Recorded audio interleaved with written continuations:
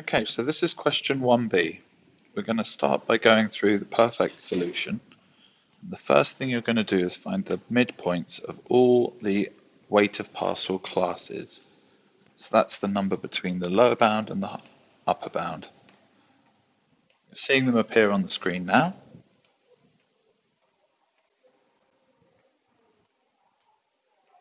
Now you should be multiplying these by the frequencies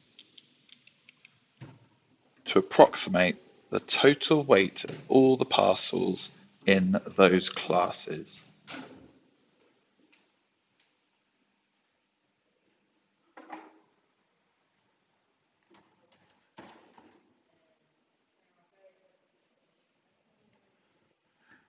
Once you've done that multiplication step, it's time to add up what you get. 56 is the exact correct answer, and if you get 56, immediately you've got 2 marks. The second step is to figure out how many parcels there are in total. So using the number 40, either in the top of the question or by adding up the frequencies as you see. 56 divided by 40 is the final bit of method that you need to use.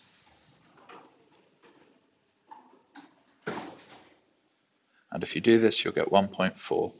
And this solution gives you the full marks, 4 out of 4. However, what is a common mistake to make is to divide not by 40, but by 5. And if you do this, you'll get 11.2.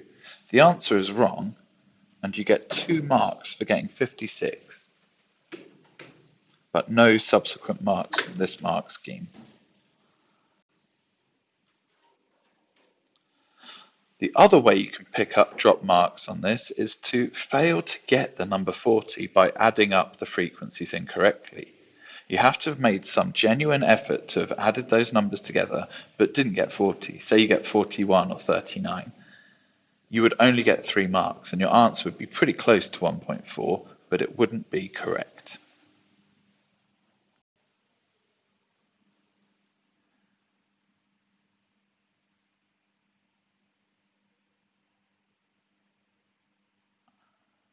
The following solution, where you add up the frequencies and divide by the number of rows, 40 divided by 5 giving you 8, gives you no marks whatsoever because you haven't added up the weights and you haven't divided by the number of parcels at all.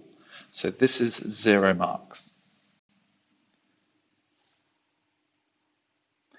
This solution, where you didn't find midpoints, but you just used the lowest weight of each parcel, would give you 2 marks.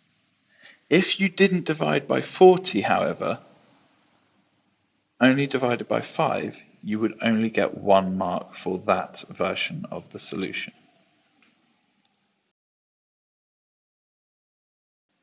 Similarly, if you used the upper end of each weight class, and you got 1.85 by dividing by 40, you would get 2 marks for doing that.